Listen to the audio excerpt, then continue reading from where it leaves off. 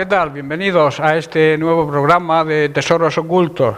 Para mí es un privilegio estar de nuevo con vosotros para poder compartir esos tesoros que están escondidos en la palabra de Dios. De eso trata este programa, de analizar cada mensaje, cada palabra de Dios y profundizar en ella.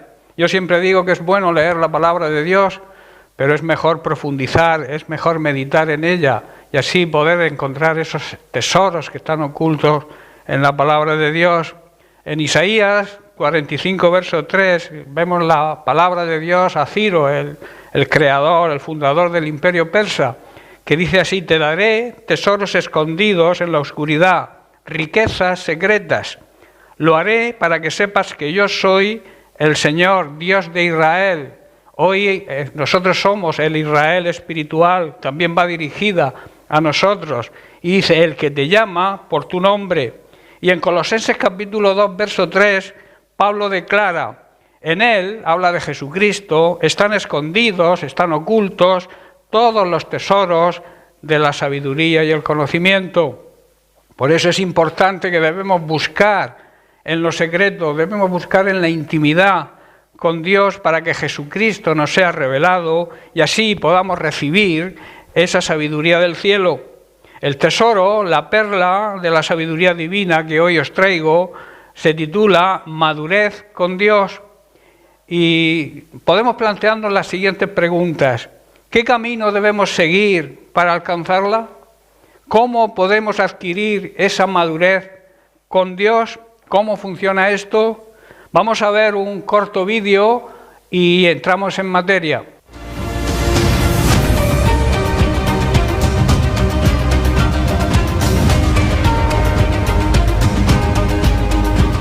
¿No te ha pasado alguna vez que por intentar llegar más rápido a un sitio te perdiste? Por intentar tomar un atajo o un camino corto, al final llegaste mucho más tarde de lo esperado. A mí me ha pasado infinidad de veces. Me ha pasado andando, me ha pasado conduciendo, me ha pasado en la vida. Quizás es por lo desorientado que soy, por lo que me cuesta a veces concentrarme y saber en qué lugar estoy y en dónde me encuentro. Pero no se trata de mí, la historia se trata de qué hacemos nosotros cuando parece que no hay salida, cuando parece que no hay camino. Y ahora estamos en situaciones donde aparentemente muchos no saben dónde ir, muchos no saben qué decisión tomar, muchos ni siquiera saben cuál es su próximo paso. Pero ¿sabes qué? La Biblia nos habla de un camino. De hecho, cuando Jesús se muestra al mundo, Él dice, yo soy el camino. Y qué importante es ver por qué camino estás andando. Que no por estar obsesionado en llegar, por estar obsesionado en alcanzar una meta, un propósito, no mires cómo estás caminando. La Biblia también dice, mirad cómo andáis, porque es tan importante llegar como observar lo que ocurre en el camino.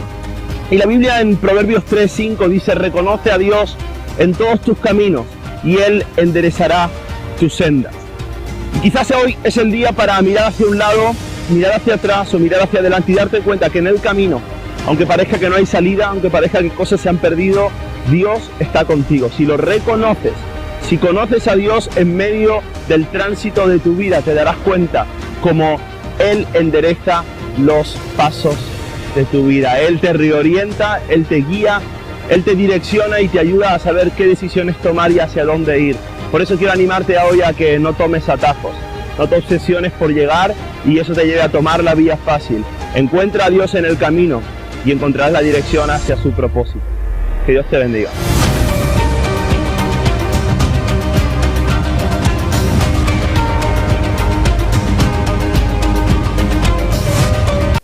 Muy interesante, ¿verdad?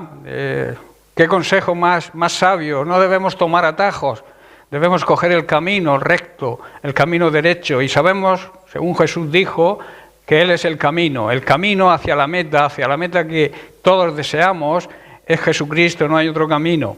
Bien, pues vamos a analizar este pasaje de Proverbios en el capítulo 3, como este chico ha leído. En el capítulo 3 vamos a leer algunos versículos más. Al libro de los proverbios se le llama el libro de la sabiduría. Y leemos en el verso 3 de este capítulo 3, dice, nunca permitas que la lealtad, o sea, la fidelidad, ni la bondad te abandonen. Átalos alrededor de tu cuello como un recordatorio, o sea, para que no se te olvide. Escríbelas en lo profundo de tu corazón, en lo más adentro de tu ser. Debemos escribir la palabra de Dios. Dice el verso 4, entonces tendrás tanto el favor de Dios como el de la gente y lograrás una buena reputación. Y el verso 5 dice, confía en el Señor con todo tu corazón, o sea, confía en el Señor de verdad y no dependas de tu propia sabiduría, de tu propio entendimiento.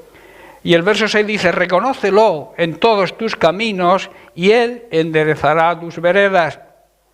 Busca su voluntad, quiere decir, busca la dirección a través de su palabra, la dirección divina en todo lo que hagas y Él te va a mostrar cuál camino debes seguir. No te dejes impresionar, que a veces ocurre eso, nos impresionamos de nuestra propia sabiduría. En cambio dice, teme, esto es sabiduría. A veces la palabra temer como que la gente huye, pero temer significa honrar, respetar y obedecer a Dios. Eso es de ser sabio. Y entonces dice, obedece, teme, honra y respeta a Dios y aléjate del mal, sabio consejo.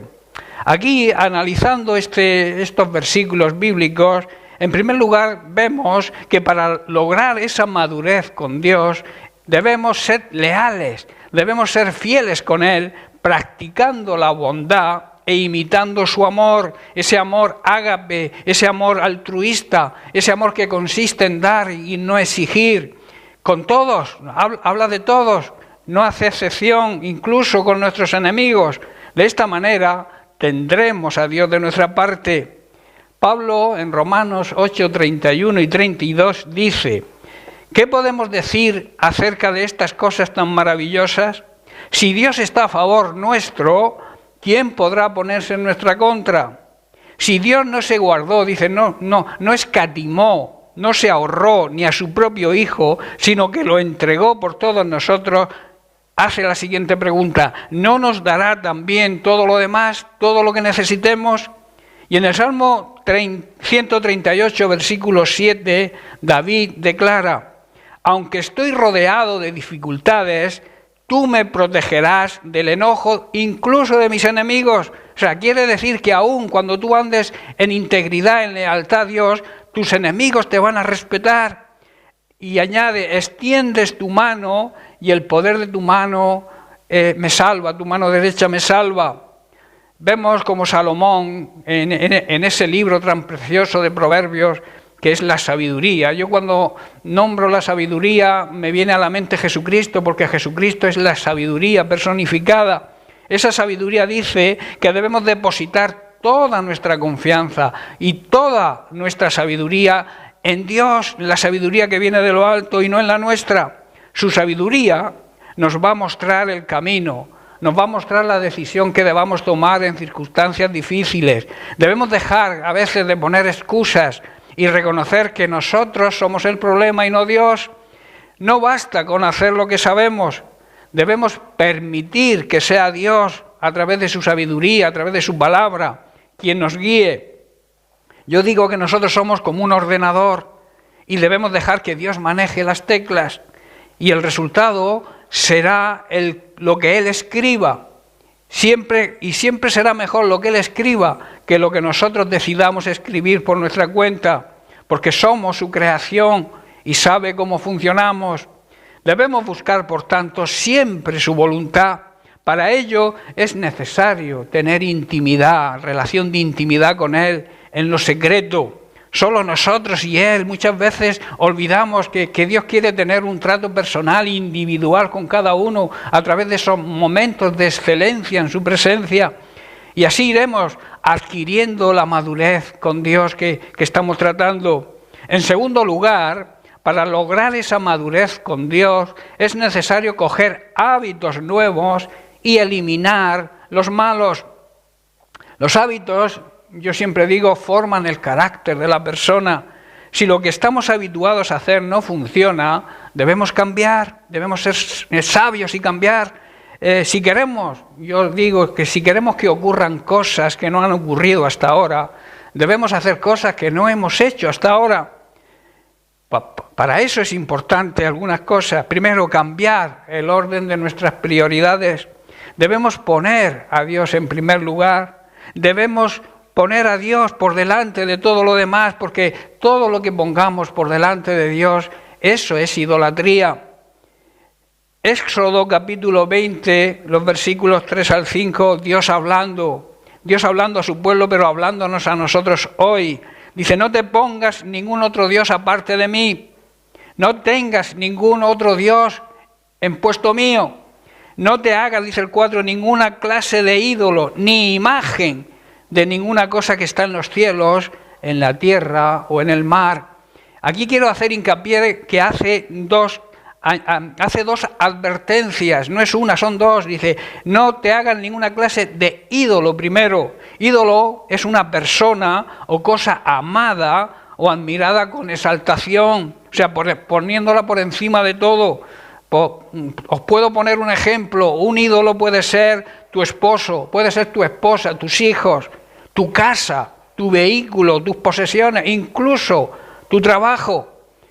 Y luego la otra palabra es, no te harás imagen.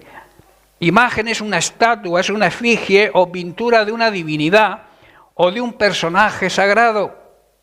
Aquí se refiere a los ídolos de oro, de plata, incluso de escayola o de barro, que el ser humano fabrica con sus manos y, perdonadme la expresión, y en su necedad se inclina, se rinde ante ellos, demandándole ayuda.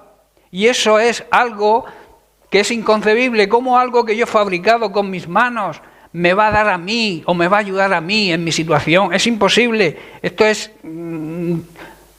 como se suele decir, de perogrullo. Debemos aceptar que Dios es el creador del universo y que todo lo que ponemos delante de Dios es idolatría. Vuelvo a repetir, Dios es un Dios celoso y dice que no admite que pongamos ningún ídolo ni ninguna imagen por delante de Él. Dice, no te inclines, dice el verso 5 de Éxodo 20, no te inclines, o sea, no vivas rendido, sometido ante ellos, ni les rindas culto. Y añade, dice, porque yo, el Señor tu Dios, soy un Dios celoso, quien no tolerará que entregues tu corazón a otros dioses. También, en segundo lugar, debemos cambiar la actitud hacia Dios y hacia su palabra.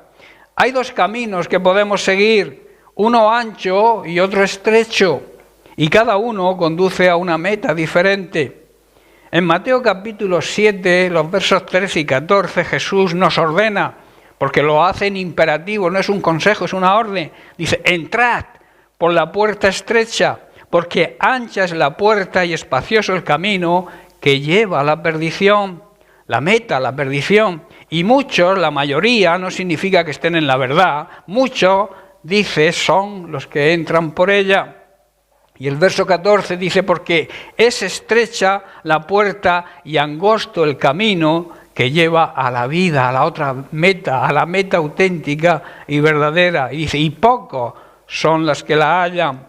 Dicho de otra manera, solo puedes entrar en el reino de Dios a través de la puerta angosta. La carretera que lleva al infierno es amplia y la puerta es ancha, por la que muchos suelen entrar, escogen ese camino. Pero la puerta de acceso a la vida auténtica, a la vida real, a la vida eterna, es muy angosta y el camino es difícil. Y solo unos pocos, los que alguna vez la encuentran. Tremendo, ¿verdad? En Mateo 20:16 Jesús dijo, porque muchos son los llamados, mas pocos los escogidos.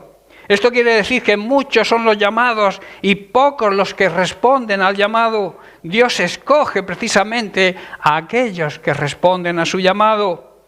Luego existe, yo añadiría otro camino, el que nosotros pensamos que es bueno, pero que conduce también a una meta fatal, a la muerte espiritual, a la condenación.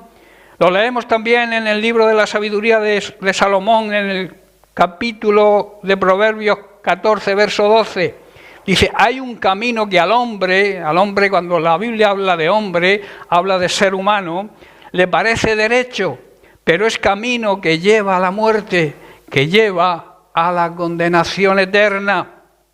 Como conclusión y a modo de resumen, para poder adquirir la madurez con Dios es necesario Primero, hemos dicho ser fieles, ser leales con Él, mantenernos firmes hasta el final, salir vencedores, cambiando el orden de prioridad en nuestra vida y poniendo a Dios en primer lugar. Y en segundo lugar, cambiar nuestra actitud hacia Dios y con Dios y hacia su palabra y andar por el camino correcto que conduce a la vida y dejar los caminos equivocados que nos van a conducir a la perdición y a la muerte eterna, a la condenación. En cambio, hay que aceptar que el camino correcto no es otro que Jesucristo. Él mismo lo dijo en Juan 14:6, yo soy el camino, que quiere decir yo soy el único camino, no hay otro camino que conduzca a la meta deseada, que es comenzar la vida eterna aquí. O sea, es como un anticipo de nuestra herencia en los cielos y después compartir esa vida eterna, esa eternidad en su presencia. Así estaremos madurando y creyendo cada vez más en Dios y no dudando del cumplimiento de sus promesas. Creeremos en Dios de todo corazón y no con nuestra mente. De esta manera se adquiere conocimiento, se adquiere sabiduría y esa madurez con Dios tan necesaria. Con este último punto quiero hacer solamente una pincelada porque esto sería un tema a tratar aparte. Debemos tener cuidado con la vanagloria. Caemos en la vanagloria cuando creemos con la mente y no con el corazón. Debemos tener cuidado, por tanto, porque cuando el conocimiento es mayor que la sabiduría, y hablo de la sabiduría divina, es cuando caemos en vanagloria. Por eso, ojo, a veces tenemos que tener control, dominio propio en este sentido. Bien, hermanos y amigos que nos escucháis, hasta aquí el tesoro oculto, la perla preciosa de la sabiduría divina que os traía hoy. Espero y deseo que haya sido de bendición y que a través de este mensaje, de este tesoro oculto, Jesucristo cada día sea revelado a nuestra vida, a nuestro corazón. Os mando un fuerte abrazo y el deseo de que la paz y la bendición de Dios os acompañe siempre. Bendiciones para todos.